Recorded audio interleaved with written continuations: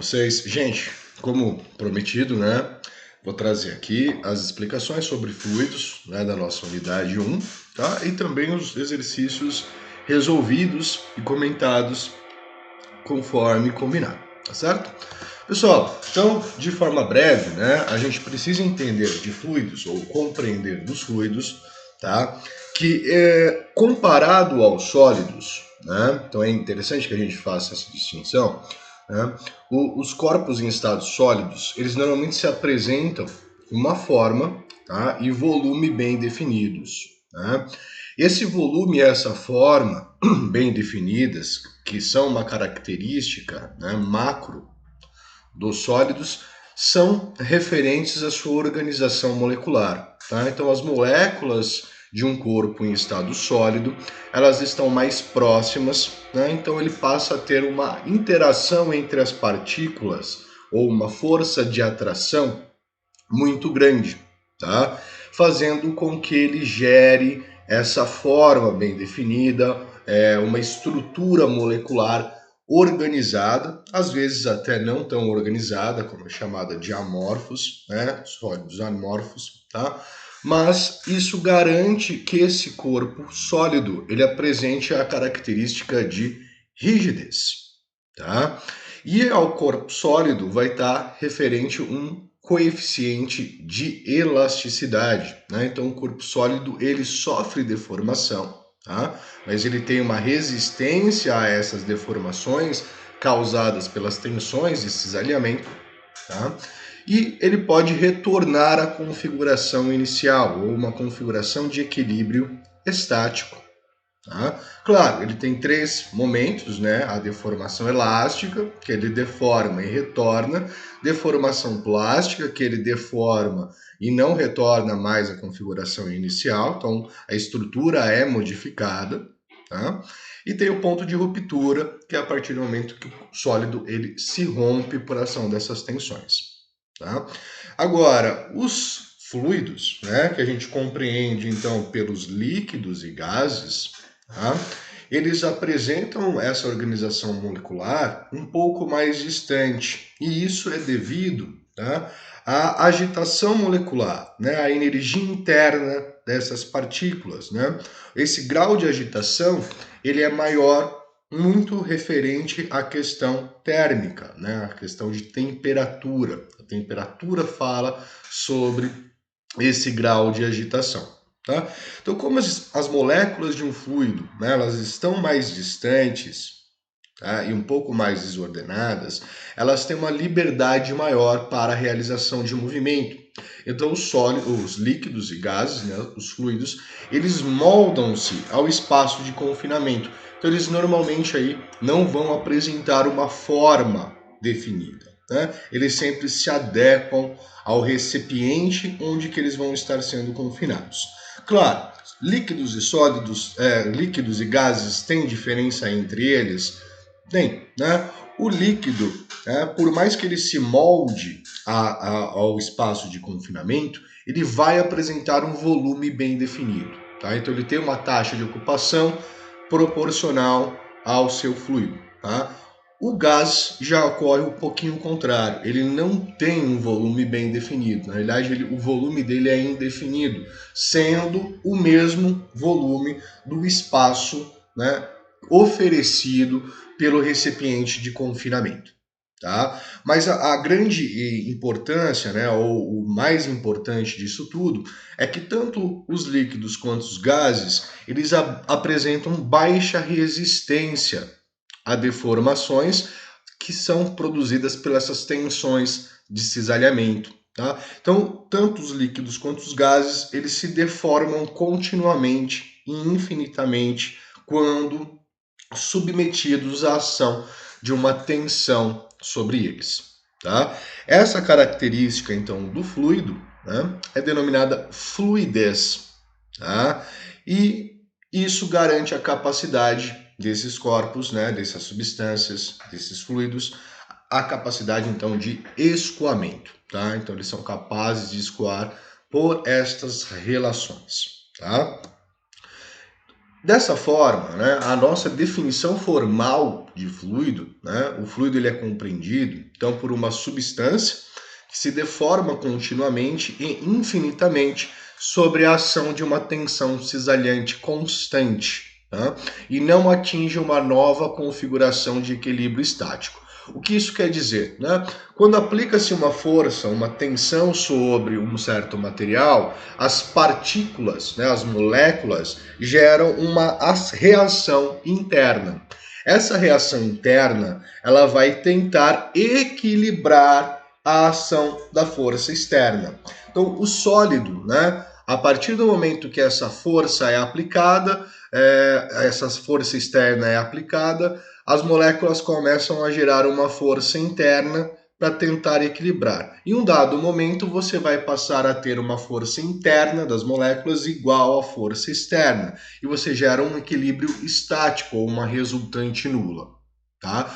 Para os líquidos, né, e gases, os nossos fluidos, isto não acontece. Os líquidos e os gases, eles vão fornecer sim, tá, uma força de resistência interna através de suas moléculas, que vai estar relacionado à viscosidade do fluido, tá? Porém, eles não vão atingir essa configuração, ou seja, essa configuração de equilíbrio estático, né? Essa força não vai ser suficiente para gerar uma resultante nula entre a força externa e as forças internas, as forças intermoleculares que nós temos no nosso fluido, tá? Então, dando essa capacidade de fluidez. Aqui eu trago, então, uma representação para vocês de um corpo sólido, tá? Foi feito pelo simulador da Universidade do Colorado, é acesso livre, caso vocês queiram, é um simulador de estados físicos da matéria. Nós temos aqui então neônio, tá? A menos de 259 graus Celsius, ou seja, muito próximo do zero absoluto, onde ele é encontrado em estado sólido, e você percebe que as moléculas estão muito próximas, né, muito bem organizadas, e ele apresenta aqui uma forma bem característica, né, uma forma bem definida, um volume bem definido. Tá?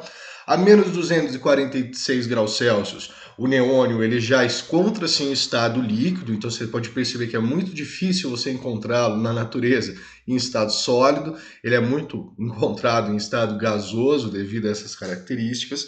Tá? E note que ele já apresenta uma dispersão maior, ele começa a se moldar ao recipiente de confinamento, as moléculas se movem com maior facilidade. Tá? Infelizmente a gente não está fazendo a simulação para verificar a agitação molecular, mas nesse caso as moléculas estariam vibrando. Tá? E a menos 217 graus Celsius nós temos o neônio em estado gasoso. E note que ele já ocupa todo o espaço, né, de confinamento, no caso aqui no nosso recipiente, e as moléculas estão bem distantes, né? Então a interação, a força de interação entre elas é bem pequenininha, tá? Facilitando então essa questão do escoamento, tá? Pessoal, propriedade dos fluidos, né? Quando a gente fala em propriedades, o que isso quer dizer? São características, né? São algumas definições. Então, quando a gente fala em propriedades, a gente está falando da densidade, da viscosidade do material, falando da seu coeficiente de elasticidade, condutividade térmica, condutividade elétrica, né? Tudo isso são propriedades dos materiais, tá? Aqui a gente vai falar das principais propriedades relacionadas ao fluido, né, e ao estudo de mecânica dos fluidos. Tá? Então, aqui nós não vamos falar, por exemplo, condutividade térmica, né, ou coeficiente de transferência de calor convectiva, tá? Que também são propriedades. Na verdade, esse último não é uma propriedade, mas ele depende de outras propriedades.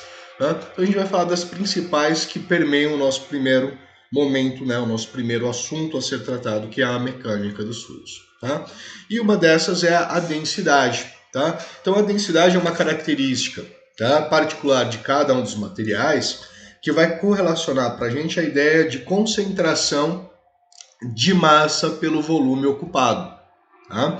Então a densidade ela nos informa quanto de massa para uma unidade de certo volume. tá? Então, 20 gramas em 1 centímetro cúbico, né? Ou você vai ter 1 quilo em 1 decâmetro, né? Então, vai dizer para a gente quanto de massa tem para cada unidade de volume.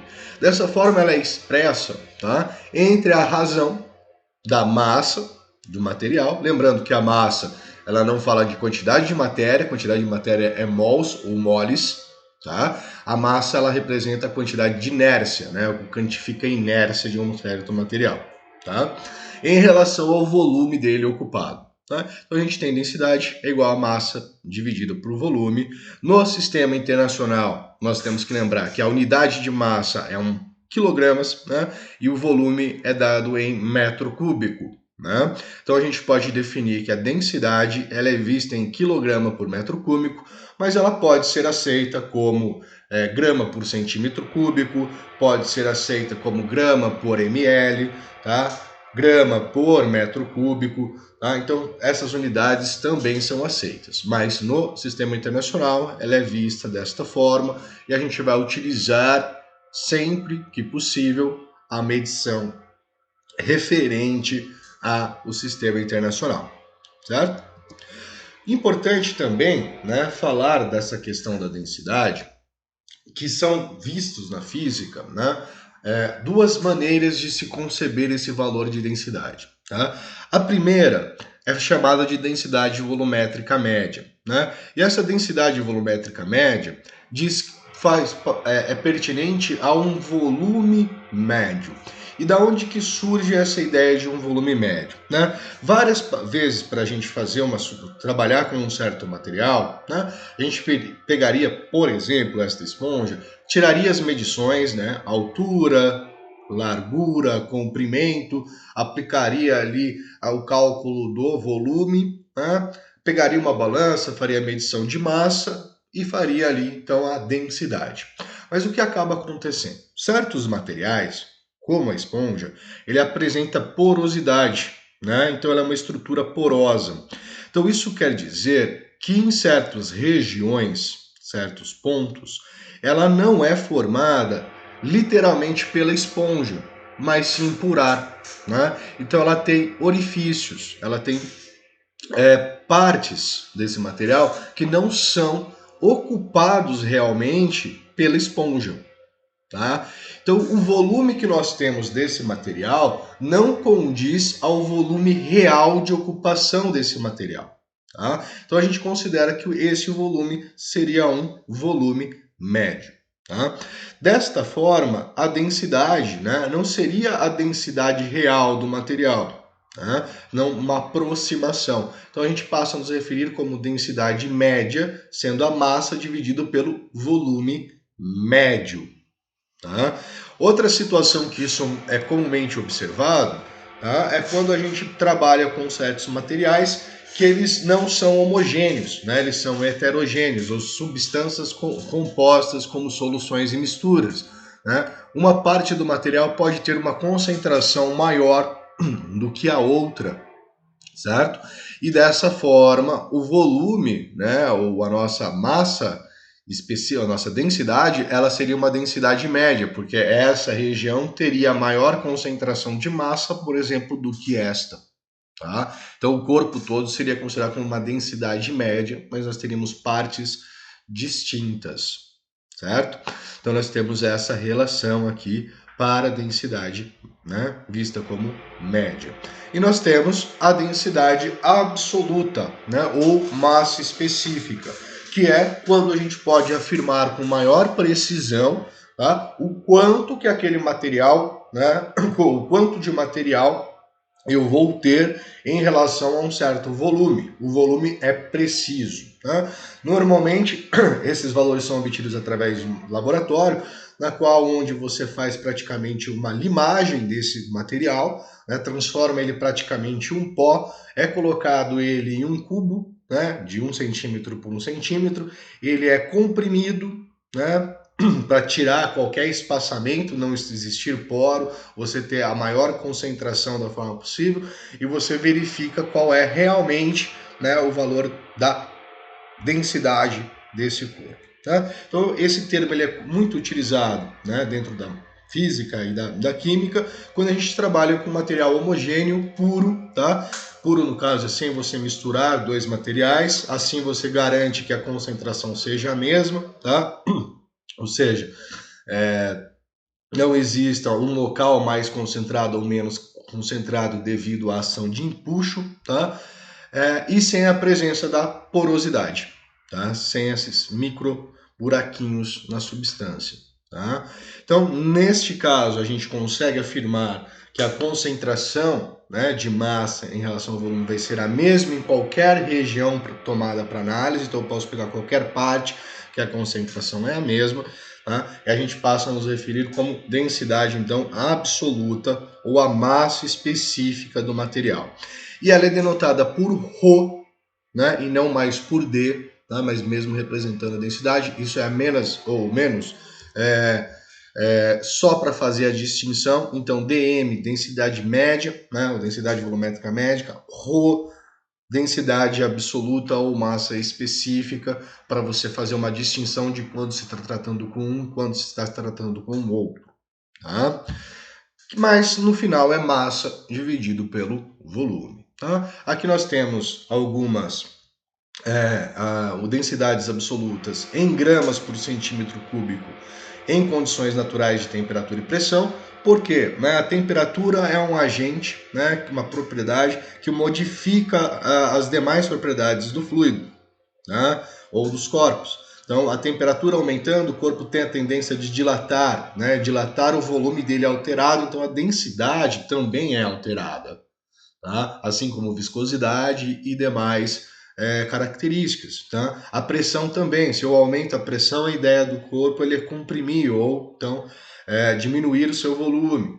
Tá? Ou diminuir a pressão, a ideia desse corpo também é dilatar. Então a gente fala em condições normais de temperatura e pressão, que é CNTP, que é caracterizada por 1 atm e a 20 graus Celsius, né, de temperatura.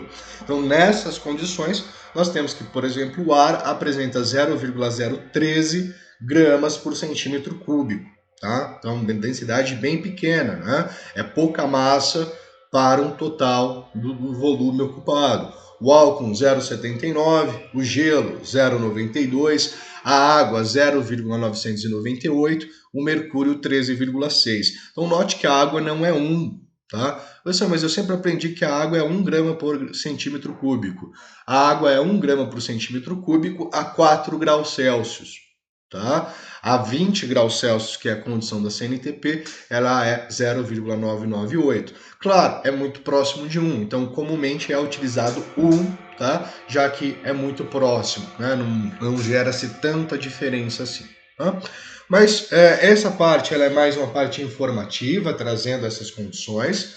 Mas o que a gente vai acabar fazendo na nossa disciplina, né, já que ela se trata de estudos iniciais da mecânica dos fluidos, é que a gente considera que um fluido ele é sempre um meio contínuo e homogêneo. Dessa forma, a gente sempre está trabalhando com a questão da densidade absoluta. E quando a gente fala de densidade absoluta, tanto os valores de densidade volumétrica média quanto o densidade absoluta, se a gente fizer esses dois meios, né, elas são coincidentes, ou seja, elas apresentam o mesmo valor. Então, para fluidos, no nosso estudo, os termos não se distinguem. Então, a gente pode estar utilizando tanto densidade volumétrica média como densidade absoluta, porque os valores são iguais. Tá? Quando a gente fala de sólidos, né, ou outras substâncias, isso não é verdade, eles são diferentes. Mas para nós, a gente pode considerá-los como sendo iguais, certo? Gente, próxima propriedade é a viscosidade. O que é de interesse da viscosidade? Tá? A viscosidade ela vai falar da resistência do fluido ao escoamento, tá? Ou a resistência desse fluido ao movimento forçado pelas tensões de cisalhamento que atuam sobre eles. Tá? Então, como o sólido tem o coeficiente de elasticidade, o fluido ele tem um coeficiente de viscosidade, que aplica-se para resistir ao movimento. Tá? Então é isso que define a nossa viscosidade. Um corpo com maior viscosidade, um fluido com maior viscosidade, como, por exemplo, o vidro, tá? O vidro ele é um fluido de altíssima viscosidade, né? Você consegue, por exemplo, se você pesquisar aí na internet, vitrais muito antigos de igrejas, você vai ter que a parte de cima do vidro, né? Ela é mais fina que a parte de baixo. E quando você olha, né? A estrutura era para ser homogênea, né? Ter a mesma largura, o vidro. Você percebe que em cima está bem fininho e embaixo está mais grosso. Isso aconteceu porque o fluido o vidro ele está escoando, mas ele escoa muito lentamente, né? Então o vidro ele é visto como um fluido de altíssima viscosidade. Ele não chega a ser um atrito.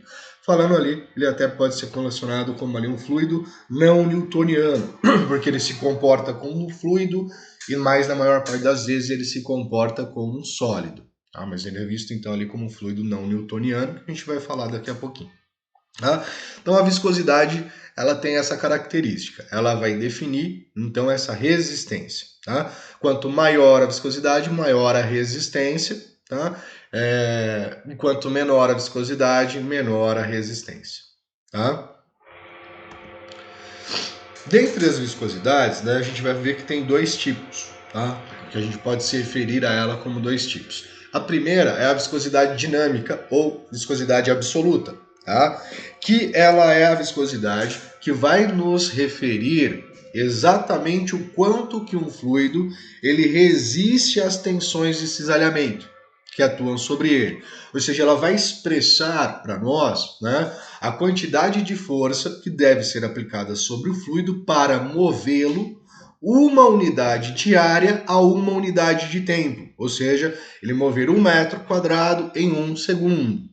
Tá? Então a ideia dessa viscosidade é fazer essa relação. Quanto de força?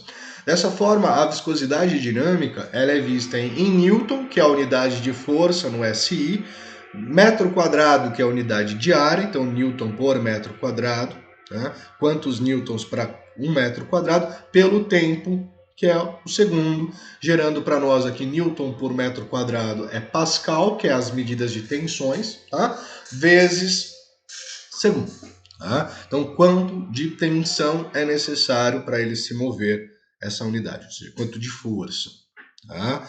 Então vamos falar aqui um pouquinho das tensões de cisalhamento para a gente entender essa relação da viscosidade dinâmica, tá? E depois a gente, em sequência, vai falar da próxima viscosidade. Tá? Então, o que seriam essa tensão de cisalhamento? Tá? Aqui eu tenho um fluido, né, colocado entre duas superfícies, né, uma superfície fixa, uma placa superior móvel. Sobre essa placa superior está sendo aplicada uma força F sobre uma inclinação θ. Né? Essa força ela apresenta duas componentes. Né?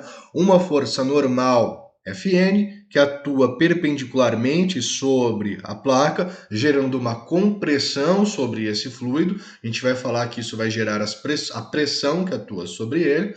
Tá? E uma força Ft, que é uma força tangencial a essa superfície, que vai empurrar a placa para a direita. Tá? Então vai fazer uma ação cisalhante, né? Vai deformar esse fluido, tá? Vai colocá-lo em movimento. Tá?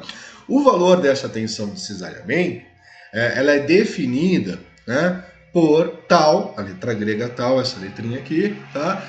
Pela razão entre a força tangencial e a área de superfície. Tá? Então, quanto maior a área de superfície, menor a tensão de cisalhamento. Tá? Quanto menor a área de superfície, maior a tensão de cisalhamento. Tá? Então, essa força vai ser a causadora da deformação do fluido e do seu escoamento. Enquanto essa vai gerar a sua compressão. Tá? E depois a gente vai ver que vai gerar pressão, e a pressão é força normal dividida pela área. Tá? Dessa forma, né, Newton, estudando os fluidos, ele conseguiu definir uma lei que correlaciona a viscosidade. Né? O que o Newton ele percebeu? Ele percebeu que o escoamento do fluido, tá, ou a ação dessa força de cisalhamento, está relacionada, né, à viscosidade do fluido. Tá? Então ela depende da viscosidade absoluta do que o fluido possui, tá? A qual ele chama de coeficiente de proporção entre a tensão do cisalhamento, tá? E o gradiente de velocidade. O que é esse gradiente de velocidade? Né? O fluido, ao longo das suas camadas de escoamento, na parte superior, essa parte mais acima, ele apresenta uma velocidade maior, enquanto que na parte perto dessa parte fixa, a velocidade dele é zero, né? Então temos um princípio da aderência. Então o fluido ele adere à superfície de contato. Tá? Por isso que normalmente quando você observa um escoamento, forma-se uma ideia de uma parábola dentro de um conduto. Né? Isso acontece porque ele adere a essa superfície, adere a essa, no meio ele flui com maior velocidade e nas extremidades com menor velocidade. Isso é chamado de gradiente de velocidades, ou seja, diferença de velocidades em cada uma das camadas. Tá? Então, velocidade em relação à espessura, né, que é a altura que nós temos de fluido. Tá? Dessa forma, ela funciona para pequenas espessuras. Na verdade, isso aqui provém de uma equação diferencial. Tá? E manipulando essa expressão, né, ou seja, trabalhando com ela, a gente pode isolar, né, essa viscosidade dinâmica. Né? Então, trabalhando com a equação, né, o H está dividindo, passa multiplicando, né, a velocidade está multiplicando, passa dividindo, a gente tem que essa viscosidade dinâmica ela vai ser dada então pela tensão, cisalhamento, vezes a espessura, dividido pela velocidade. Tá? Então, a gente pode calcular essa viscosidade dinâmica através dessa relação, ou mesmo obter a tensão cisalhante que atua sobre o fluido através dessa relação, que é a lei da viscosidade, ou lei de Newton da viscosidade. Tá? Pessoal, a outra, né, viscosidade é a viscosidade dita viscosidade cinemática. Mas por que tem essa diferença? Né? A dinâmica, ela fala sobre a ação de força sobre o fluido. Então, quanto que eu preciso de força para que o fluido se desloque uma unidade de área e uma unidade de tempo. Tá? A viscosidade cinemática, ou cinética, né, ela vai trazer para nós a informação de quanto de área que o fluido percorre por unidade de tempo, sem levar em consideração quanto de força que é aplicado para isso acontecer. Tá? E ela vai estar trazendo para nós, então, em metro quadrado por segundo, na unidade no sistema internacional. Tá? Ou seja, qual é a unidade de metro? Né? Ou seja, 2 metros quadrados por segundo. Então, quer dizer que o fluido tem a capacidade de, em 1 segundo, abranger uma área de um total de 2 metros quadrados. Meio metro quadrado por segundo. Quer dizer que em 1 segundo ele vai ter a capacidade de cobrir uma superfície de meio metro quadrado. Tá? Então, a viscosidade cinemática ela traz esse tipo de informação.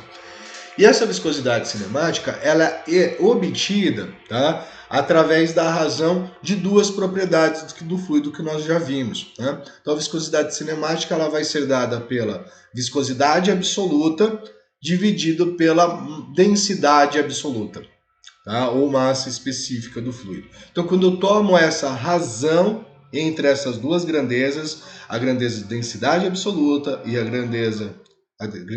densidade absoluta e de viscosidade absoluta, eu obtenho essa viscosidade cinemática. Né? Ela é muito mais visível na prática, essa grandeza, porque muitas vezes você não está muito se importando em quanto de força que você precisa aplicar, mas o quanto que ele vai percorrer esse fluido a cada segundo.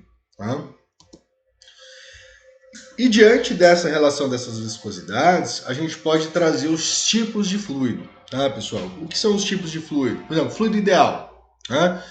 Deixa claro, fluidos ideais, eles não existem, tá, gente? Tudo que é ideal, idealizado, ele não existe, são utópicos, né? Mas, por exemplo, o que seria o perfeito, né? O ideal. Tá? Por exemplo, fios, condutores ideais de eletricidade, eles não existem. Né? Você tem condutores com baixa resistividade à passagem elétrica. Né? Isolantes ideais térmicos não existem. Tá? Condutores térmicos ideais também não existem.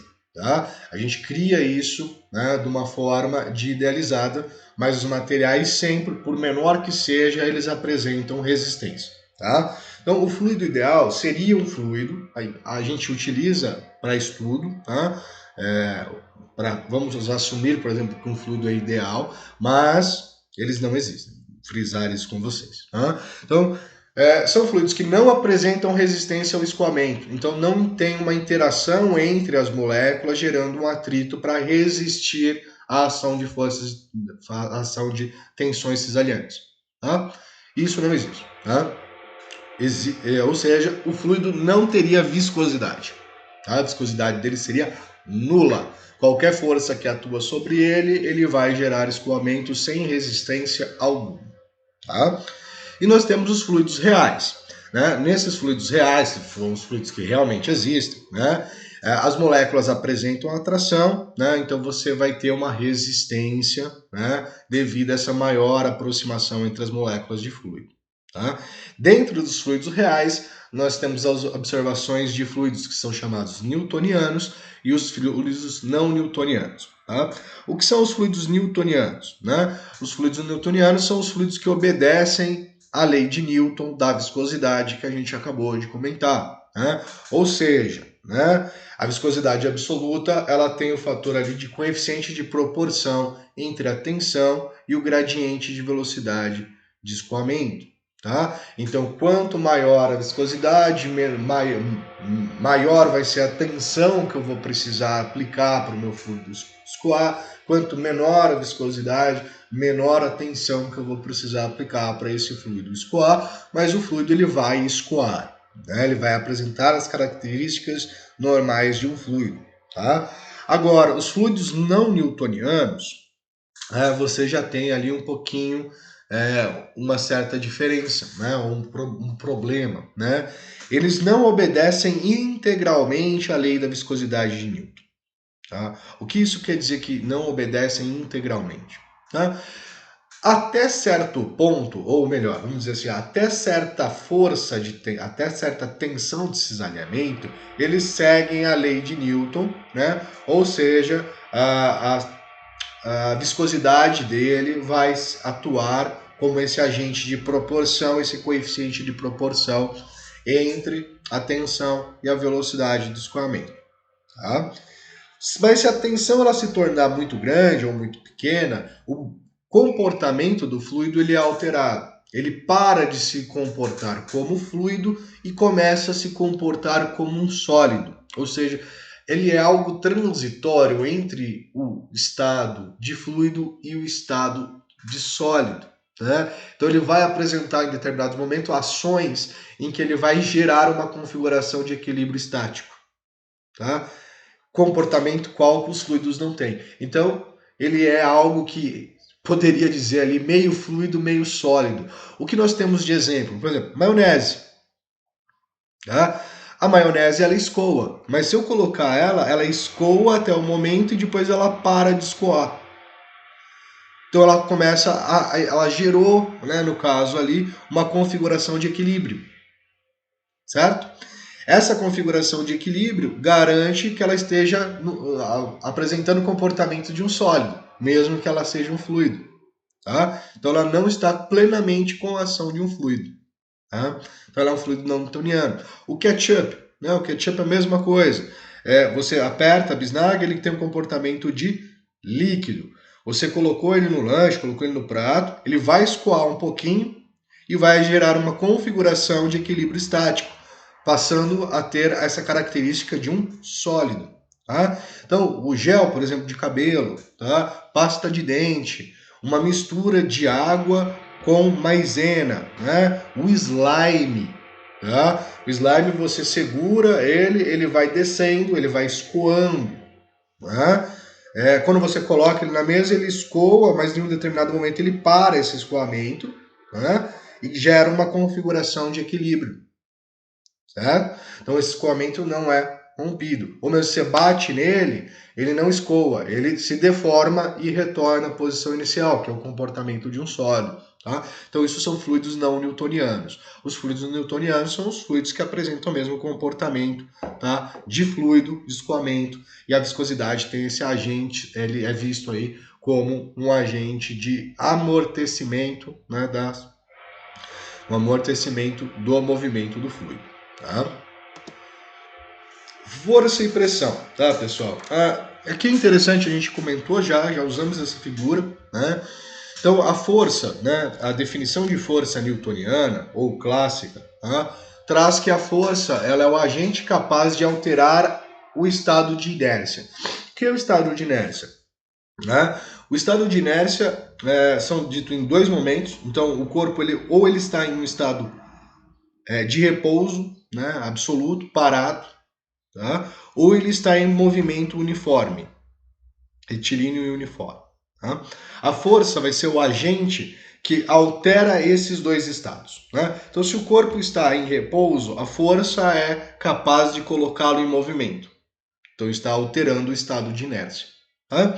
Se o corpo ele está em movimento uniforme, né, resultante de forças nula, né, a força vai ser capaz de gerar variação de velocidade, então aumentar a velocidade desse corpo, né, alterando o seu estado de inércia e alterando a sua quantidade de movimento. Tá? Ou a força pode retirar a velocidade, também alterando esse estado de movimento. Tá? Então a força ela é definida como esse agente capaz de modificar esse estado, né? Estados de inércia.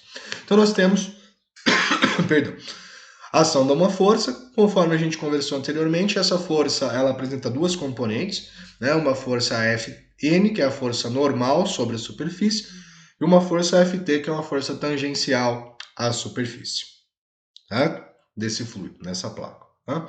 A força tangencial ela é a força responsável pela tensão cisalhante, tá? Que vai gerar o escoamento do fluido, e a força Fn é a força vertical, ou força normal, né, perpendicular à superfície, que vai gerando uma compressão do fluido.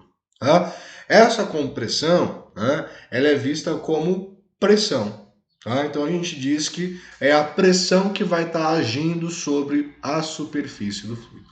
Como que a gente define então essa ideia de pressão? A pressão é esta força normal, perpendicular à superfície, que vai ser distribuída sobre toda a superfície. Tá? No caso, a gente vai assumir que ela é distribuída uniformemente, ou seja, todas as partes da superfície vão receber a mesma quantidade de força. Tá? Então, nós temos que a pressão, em termos mecânicos, né, ela é vista como a força normal dividida pela área. Né? Então, quando eu tomo o valor da força que age sobre a superfície, divido pelo valor dessa superfície, eu vou ter o quanto de força eu tenho para cada área. Né? Então, exemplo, 1 Newton metro quadrado. O que é isso? 1 Newton por metro quadrado. Quer dizer que numa superfície de 1 metro quadrado, eu tenho a ação de 1 Newton de força. Né? 200 Newton por metro quadrado. Quer dizer que em 1 metro quadrado, eu tenho 200 Newton de força agindo por ele. Né? Como essas definições, né, foram criadas, né, por Pascal, né, essa unidade, que é o Newton por metro quadrado, né, força por área, ela é chamada também, então recebe o nome aí de Pascal. Tá? Então, 1 Newton metro quadrado equivale a 1 Pascal, ou seja, 200 Newton por metro quadrado equivale a 200 Pascal. Tá? E é importante a gente relacionar, né, que a pressão ela é inversamente proporcional à área. Tá? Ou seja, quanto maior a área, menor vai ser a pressão. Tá? Quanto menor a área, maior a pressão que vai estar agindo sobre a superfície. Perfeito? Pessoal, vamos aqui fazer então alguns exercícios. Tá? Então, primeiro exercício. Para a produção de uma emulsão, tá, gente? Emulsão é uma mistura, tá?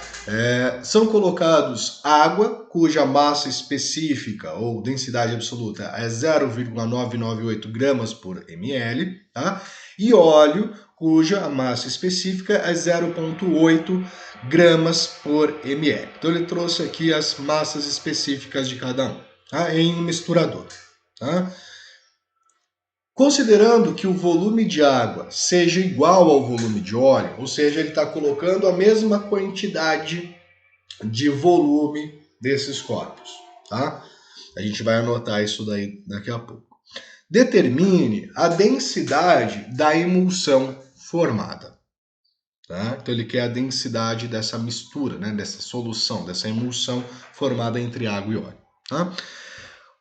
Bom, como a gente calcula a densidade? Né? Densidade, vou colocar aqui, densidade da emulsão vai ser igual à massa da emulsão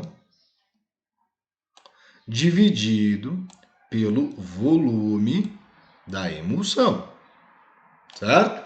Para calcular a densidade, eu preciso dessas duas relações. Eu não tenho a massa e eu não tenho o volume, tá? Mas como que a gente chegaria nessa densidade? O que é a massa da emulsão? É a massa de água mais a massa do óleo dividido... Qual é o volume da emulsão? É o volume de água mais o volume de óleo. Eu misturei os dois, então eu juntei o volume de água com o volume de óleo, juntei a massa de água com a massa de óleo. Então isso vai me formar o volume e a massa da emulsão. Perfeito? Agora, o que nós temos? Nós temos a informação que o volume de água ele é igual ao volume de óleo. O volume são iguais. Certo? Então, volume de água é igual ao volume de óleo, então a gente vai representar aqui pela letra V. Volume iguais para os dois. Certo? Então, nós teremos, eu vou reescrever isso daqui, a densidade da emulsão vai ficar sendo volume mais volume, já que os dois volumes são iguais, massa. Lembrando que o volume é igual, mas a massa não, tá, gente? Não é porque tem a mesma ocupação que as massas são iguais, tá? A massa de água mais a massa de óleo. Então, nesse caso, nós teremos aqui massa de água, vou colocar MA, massa de água, mais MO, que é a massa de óleo, tá? Dividido por 2 vezes o volume. Tá? Agora a gente vai precisar dessas benditas massas. Tá? Como que a gente vai conseguir chegar nessas massas? Tá? Vou colocar aqui um adendo. Tá? O que nós sabemos? A densidade da água e a densidade do óleo. Tá? Então a gente pode afirmar que a densidade da água ela é igual à massa de água dividido pelo volume. Tá? A densidade do óleo ela é dada pela massa de óleo dividido pelo volume do óleo. Né? Note que eu posso isolar dessas duas expressões a massa. Né? Então eu teria aqui a massa de água é igual à densidade da água vezes o volume. E do óleo, eu teria que a massa de óleo é igual à densidade do óleo vezes o volume. Tá? E eles foram nos fornecidos aqui. O que eu vou fazer com essas duas informações? Eu vou substituir nessa expressão. Tá? Então, nós teríamos aqui densidade da emulsão vai ser igual massa de água.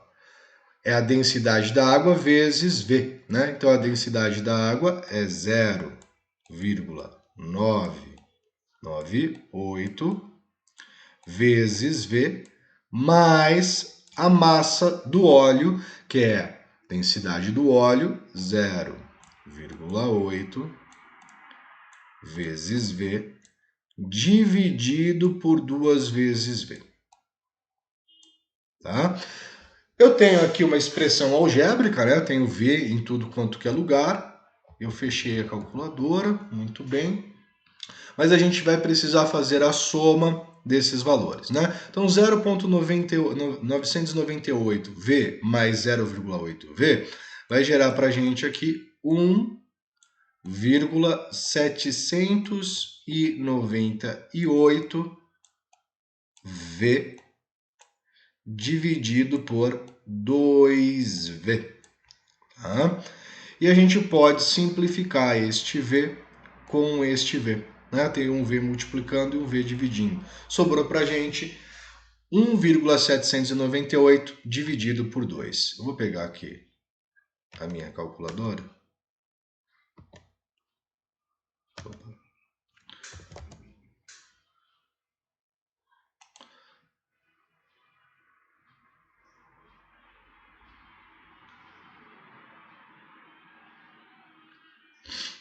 Né? Então a gente tem aqui 1,798 dividido por 2. Então nós temos que a densidade da nossa emulsão,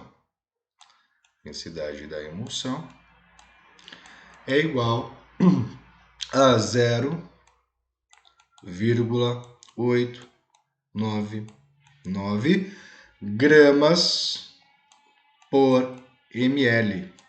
Tá? Professor, mas a gente não poderia ter feito a soma das duas densidades e ter dividido por 2 logo de cara? Tá? Poderíamos, porque a quantidade de volume era igual. Tá? Você tinha o mesmo volume para a água como o mesmo volume para o óleo. Né? Por isso que poderia ser feito. Né? Eu poderia vir aqui somar essa densidade com essa e ter tirado a média, né? Dividido por 2. Porque a quantidade é exatamente a mesma, então a densidade vai ser o ponto médio entre elas. Tá? Agora, se não fosse, a gente teria que fazer esse procedimento, por isso que eu preferi resolver desta forma. Tá? Vamos aqui para um próximo. Para armazenar certa substância, deve-se atentar a algumas condições sobre o recipiente que será utilizado. Né, pessoal? Não dá para pegar o recipiente e sair colocando um monte de coisa. Né? Você tem que olhar as informações. Né? O que você tem que olhar? A carga máxima, né, suportada pelo recipiente. Então, às vezes eu vou colocar ali, o seu recipiente aguenta 10 quilos e você quer colocar 15 quilos dentro do recipiente, ele não vai aguentar, ele vai romper. Né? O volume máximo, né, etc. A gente precisa olhar algumas coisas desse tipo. Né? As mais básicas, carga máxima suportada e o volume máximo.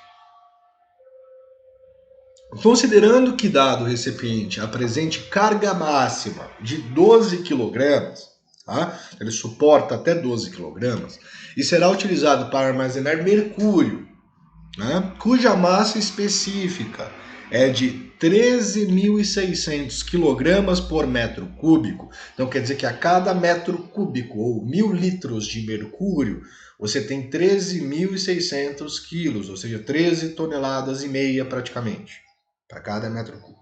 Né? Determine o volume máximo de mercúrio em litros que poderá ser colocado no recipiente. Tá? Como que a gente vai fazer isso? Olha só. Vamos lembrar aqui, a densidade ou a massa específica, ρ, ela é igual a massa pelo volume. Tá? Então, mesmo que eu considere valores máximos, tá? A massa específica, se a temperatura se mantém, ela vai ser a mesma. Então, a carga máxima, tá? A massa máxima dividido pelo volume máximo, tá? Vai ter que manter o valor da massa específica, certo? Então, o que nós temos? Nós temos que a massa específica do mercúrio, do Hg, né, é de 13.600, tá? Que vai ser igual.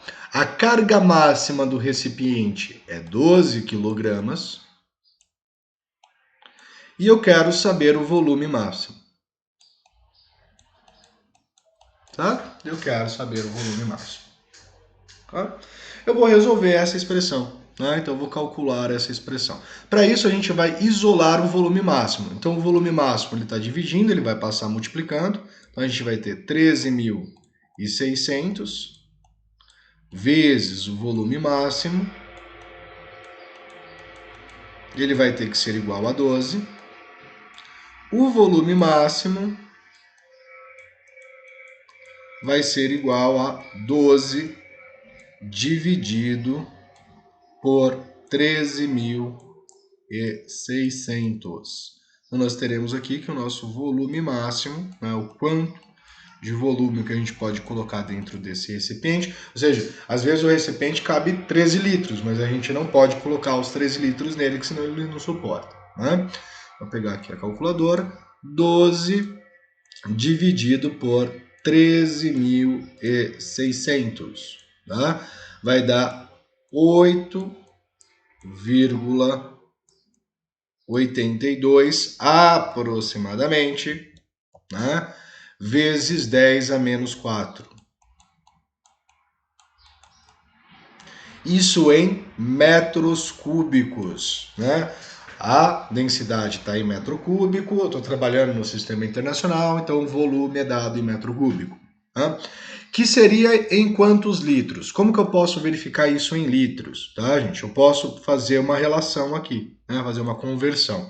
Eu vou fazer a conversão para vocês verem. Né? Vezes. O que nós sabemos? Né? Por exemplo, eu quero converter para litros. Eu sei que 1.000 litros, ele corresponde a 1 metro cúbico. Tá? Agora, simplificando metro cúbico com metro cúbico, vai sobrar a unidade litros. Tá? Então, eu vou ter esse valor vezes 1.000. Tá? Então, a gente vai ter aproximadamente. Multiplicar por 1.000 é a mesma coisa que multiplicar por 10 a terceira. E eu tenho um 10 a menos 3 vezes um 10 a terceira. Então, eu posso simplificar esses dois valores. A gente vai ter aqui um volume de 8,82 litros aproximadamente. Tá? Então, qualquer volume maior que esse, tá? O recipiente vai estar com a carga máxima excedida. Tá? E ele pode, então, ali estar se rompendo. Então, eu posso colocar no máximo 8,82 litros nesse recipiente. Tá? Considerando que uma força normal, Fn, de 800 Newton, atua sobre uma superfície de área 1.000 centímetros quadrados, determine o valor da pressão exercida sobre a superfície em Newton por centímetro quadrado e Newton por metro quadrado. Né? Considere que a carga seja distribuída uniformemente. Certo? Bom, ele quer a pressão. Né? Então, a pressão, como a gente viu, ela é a força normal dividida pela área. Ele quer em duas unidades, né? A primeira usando o centímetro para a unidade de área e a segunda utilizando o metro. Então eu vou fazer o seguinte, tá? Eu vou pegar aqui, olha, a área, ela foi medida em 1.000 centímetros quadrados, tá? Em metro quadrado, quanto seria esse valor? Tá? Vou colocar aqui. Como a gente faz essa conversão? Tá? A gente sai do pressuposto que, né, eu quero em metro quadrado. Então, 1 metro quadrado, vamos acompanhar aqui comigo. O que é 1 metro quadrado? É um quadrado de 1 metro. Certo? 1 metro tem 100 centímetros. Então, quer dizer que em 1 metro quadrado, eu tenho 100 vezes 100. Tá? Então, eu tenho 100 vezes 100, que são 10.000 centímetros quadrados. Né? Então, essa é a equivalência. 1 metro quadrado correspondem a 10.000 centímetros quadrados. Então, 1 metro quadrado, nós temos 10.000 centímetros quadrados. Então, eu posso simplificar o centímetro quadrado, o centímetro quadrado vai me sobrar a unidade metro. Tá? Posso fazer outras simplificações, por exemplo, aqui é 1.000, né? Então eu posso cortar esse zero, esse zero, esse zero, esse zero, esse zero, esse zero. Sobrou 1 dividido por 10. Tá? Então nós temos aqui que a área em metro quadrado é 0,1 metro quadrado. Então nós temos a área em centímetros quadrados e em metros quadrados. Né? Vamos fazer para a primeira. A primeira ele quer em centímetros quadrados, né? Newton por centímetro quadrado. Então, a pressão ela vai ser dada por 800 dividido por 1000. Então, eu posso cancelar esse zero com esse zero com esse zero. Sobrou 8 sobre 10, que é 0,8 Newton por centímetro quadrado. Tá? Então, a cada quadradinho de 1 centímetro, né, de lado de 1 centímetro, eu tenho 0,8 newtons de carga, né, ou seja, de força agindo nesses quadradinhos. Tá? Se eu utilizar a unidade métrica, né, a pressão ela vai ser dada por 800, que é a nossa carga, dividido por 0,1. Tá? 800 por 0,1 vai dar 8.000 Newton por metro quadrado. Nossa, professor, mas isso aí é muita coisa, né? Ou aqui, no caso, Pascal, né? A gente também pode falar em Pascal. Mas por que o outro deu menor e esse deu maior? Gente, na outra eu estou falando de 1 centímetro quadrado. Na segunda, eu estou falando de 1 metro quadrado. Vamos lembrar, 1 metro quadrado tem 10.000 desses quadradinhos. Tá? Em 1 metro quadrado, eu tenho 10.000 quadradinhos de 1 centímetro quadrado. Cada quadradinho de 1 centímetro quadrado recebe 0,8 de carga. Tá? Se eu tenho 10.000, eu tenho 10.000 vezes isso, que são os 8.000 newtons por metro quadrado. Ou seja, quando eu falo em metro quadrado, eu estou tomando toda a área, ou a soma de cada um desses quadradinhos que compõem essa superfície quadrada. Tá? Então, por isso que a tendência é ser maior. E você consegue perceber que a relação entre esses dois valores é exatamente a multiplicação por 10.000, né? Que é a relação entre o metro quadrado e o centímetro quadrado. Tá? Pessoal, para não ficar, já está longo, né? Mas para dar um respiro, eu vou trazer esses dois últimos, que é da lei da viscosidade, a lei de Newton da viscosidade, num vídeo separado, tá bom? Então, grande abraço, até daqui a pouquinho.